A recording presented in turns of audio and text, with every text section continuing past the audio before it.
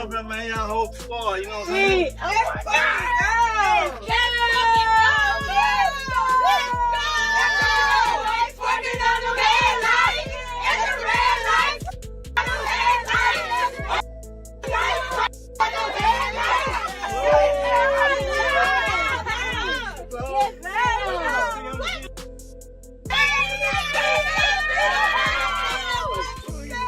Yo Gotti did not see this coming.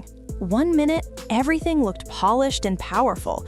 Private flights, flashing cameras, sold-out shows, and that CMG empire energy moving like nothing could shake it.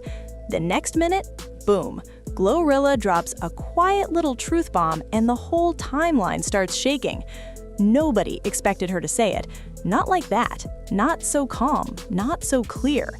And Yo Gotti, the man who usually moves like he's 10 steps ahead, suddenly looked like he was trying to catch up to his own story.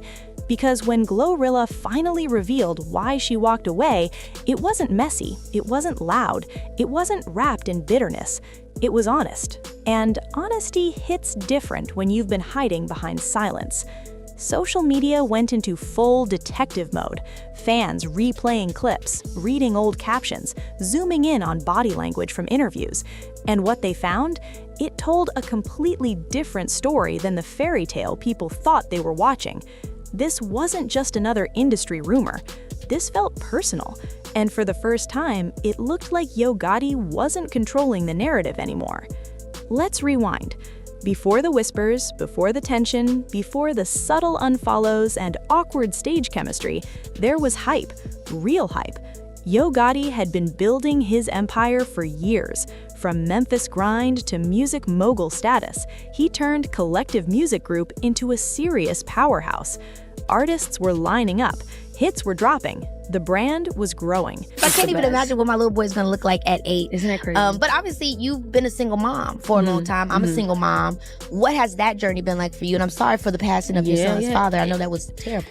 Very hard. It was, honestly, I didn't see that coming. Obviously, even with me and his dad separated, it was just like, I never thought that could be me. It was a really hard thing to go through. I didn't even know how to process it. Like, soon as everything happened, I honestly went to therapy the day, 2 days after it happened, because I was like, I don't know how to process this. My son's name is his father's name, and I just never knew that would be me. I mean, his father's side of the family is absolutely supportive and amazing. And so that helps. And my family's so amazing. So that helped me a lot. So I've leaned into family a lot, and that has been helpful for me. But I never thought I'd be a single mom. I'm like, you have a kid to think this is what it's going to be. And this is how in your head, it's got to be perfect. Never say never. Then came GloRilla. And when she stepped on the scene, it felt electric. Raw energy, southern confidence, a voice that didn't sound polished by the industry machine. She felt real, unfiltered, like she didn't need permission to take up space. When she signed to CMG, fans celebrated like it was destiny. Gotti looked proud, protective even. Interviews showed him praising her work ethic, talking about her hunger, saying she reminded him of himself when he first started grinding. At first, it looked like mentorship. Then it started looking like something deeper. They were everywhere together. Shows, award ceremonies, backstage clips, jet selfies. The energy felt warm, familiar, maybe too familiar. But here's the twist. GloRilla never confirmed anything romantic, not once. She kept it cool, playful but guarded. If fans asked questions, she'd laugh it off. If bloggers pushed narratives, she'd pivot back to the music. She moved like someone focused, like someone who knew distractions could cost her everything she'd worked for. Meanwhile, the internet was building a whole love story without receipts. And Gotti, he didn't exactly shut it down. That silence planted seeds. As her star kept rising, the dynamic shifted. She wasn't just the new artist anymore. She was becoming the face people associated with CMG's new era. Headlines mentioned her name first. Interviews centered around her glow-up. Her name started trending on her own, not just attached to his. That's when people noticed something subtle. Gotti's tone changed. Her music mogul Yo Gotti have quietly gone their separate ways, Brad. They say Angela felt like, honey, she was putting in more effort than she was getting back, honey. Now, they're saying Yo Gotti's schedule was nonstop, studios, business, appearances, and she started out feeling like she wasn't a priority. And when a woman don't feel like she's a priority, she needs... He still praised her publicly, still showed support, but there was this tension in certain moments, a stiffness, like he wasn't sure if he was sharing the spotlight or losing control of it. Behind the scenes, insiders started whispering that GloRilla wanted more independence, more say in her business decisions, more ownership over her image. She wasn't trying to be anybody's protege forever. She wanted to be a boss in her own right, and that's where friction began. What nobody expected was for her to finally speak on it during a casual interview. No dramatic setup, no shady tone, just honesty. She said she walked away because she felt restricted. That word hit like a brick. Restricted how? She explained that sometimes opportunities felt filtered, like certain collaborations didn't move forward, like certain creative ideas got watered down, like her growth had invisible boundaries around it. She didn't name him directly in a negative way, she didn't accuse him of sabotage, but the implication was clear. She felt boxed in, and she refused to shrink herself for anyone. The clip went viral in minutes. Fans instantly connected the dots. Every time she looked slightly uncomfortable in old interviews, every time she avoided answering relationship questions, every time she emphasized, "I'm focused on me," it all made sense now. Yo Gotti's reaction? Silence at first. Then came the posts.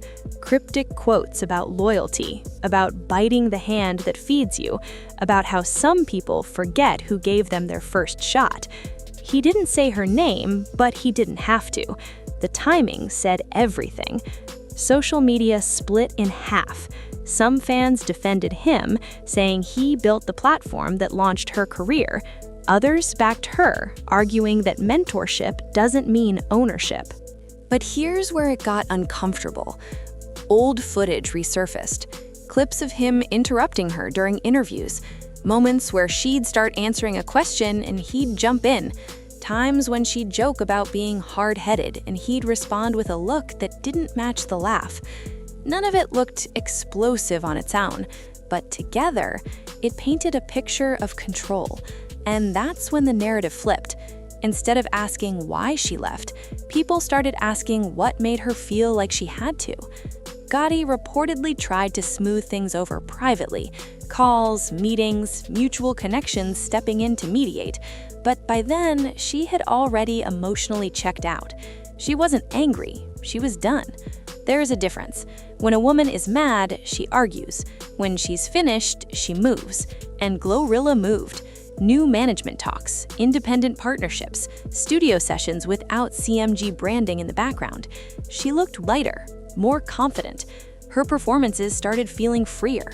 No shadow behind her, no label boss hovering, just her and the mic. Meanwhile, Gotti's frustration became harder to hide. Subtle digs in interviews, comments about respect in the industry, conversations about artists needing guidance. But the more he talked, the more it sounded personal. And that's what shocked fans. Because the man who built his image on control suddenly looked like he had lost it. Industry insiders claimed he felt blindsided, that he believed their bond was solid, that he thought any tension could have been handled behind closed doors. But what nobody expected was GloRilla revealing one more layer. She said she realized she was dimming her own shine to keep the peace. Read that again. Dimming her shine. That's not about contracts. That's about identity.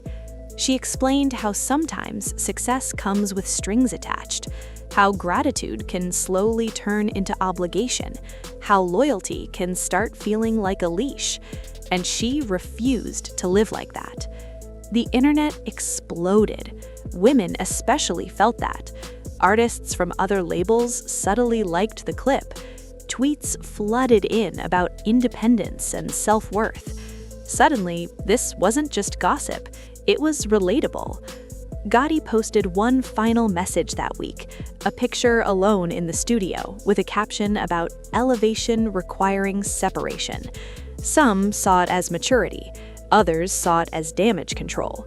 But behind the scenes, sources claimed he was furious, not because she left, because she told her truth publicly. Control isn't just about money, it's about narrative. And for once, he wasn't the one steering it. The emotional impact of all this ran deeper than headlines. For GloRilla, walking away meant risking everything. Labels talk, industry doors close quietly. She knew that. But staying would have cost her something bigger: herself. She talked about sleepless nights, about second-guessing her instincts, about fearing she'd be labeled ungrateful. That pressure is heavy, especially when the person you're walking away from helped build your platform. But she chose peace over permission. For Gotti, the shift hit his pride, not just professionally, but personally. He built CMG on loyalty, on the idea that once you're in, you're family. Watching one of his biggest stars step away publicly, that bruised more than business. Friends say he felt betrayed, but fans argue she simply evolved. Their working relationship may never look the same again. The public warmth is gone. The easy laughter is missing. What's left is distance. And sometimes distance speaks louder than drama. In the end, this story isn't about villains and heroes. It's about power, growth, ego, freedom. It's about what happens when a student becomes strong enough to stand alone. Yo Gotti built an empire by staying 10 steps ahead, but even empires shake when the people inside them realize their own strength. GloRilla didn't scream, she didn't throw shade, she didn't drag his name, she simply told the truth. And sometimes the truth feels like a breakup letter nobody wanted to read. Now the question hanging in the air isn't whether she made the right move, it's whether he ever saw it coming. Because while he was focused on building a kingdom, she was quietly building herself. And when she walked away, she didn't look back. That's what really made him panic. Not the loss of control, not the headlines, but realizing the artist he thought needed him had already outgrown him. And that kind of realization, it's louder than any diss track.